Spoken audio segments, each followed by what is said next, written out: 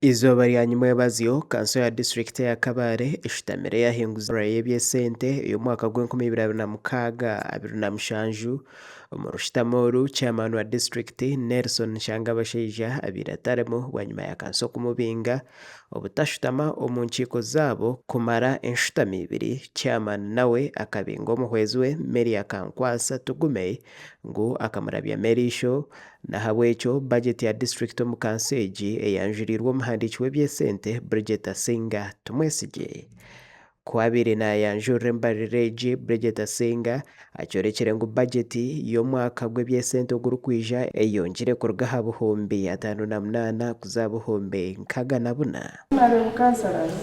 Next financial year, total resource inflows are projected to Uganda shillings 64,40,306,000 shillings only. Asinga ashoborire ngu ekitumire embarira y'omwaka ogurikwija yayongera no kugira ngu gavumenti eyongere emishahara ey'abashomesa.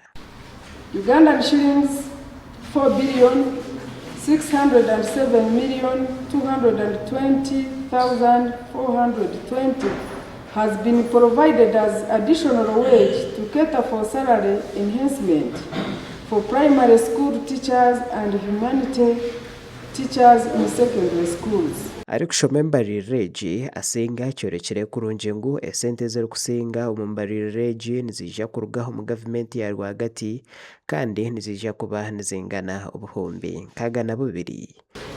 Central government transfers is on 62 billion 196 million 177,000, that is 97%. Number 4 is donor funding. It is on 831 million 149,000, which is 1%. Speaker wa district egi ya Kabare Flavia Nyenakiza Kanagizi asimire ba kansara ahabo kukoresa amani kurebuka ngu bamara enshuro yabo emyaka 5. I've been in this chair for the last 5 years. Thank you for supporting me. As a human being, I would have gone wrong somewhere. I do apologize. So happy. Speaker Flavia Nyenakiza hona agarukire yayureka ebintu ebikozirwe omu bwire bw'amazira ari omu ofisi kandi yasima abakozi ba gavumenti ahabo kumuyambaho. So many projects that were worked on. There was completion of an OPD at Nyansha Health Center. There was construction of OPD at Mdulu Health Center 2. Renovation of Msichis Health Center 2. Renovation of Nakashara Health Center 2.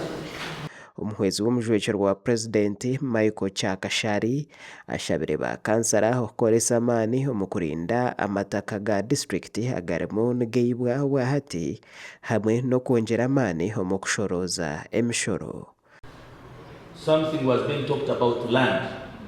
I want to bring it to your attention, Madam Speaker, that even when you are talking about 20 plots to be titled, the inventory which I have had a look at shows this district has a lot of land out there.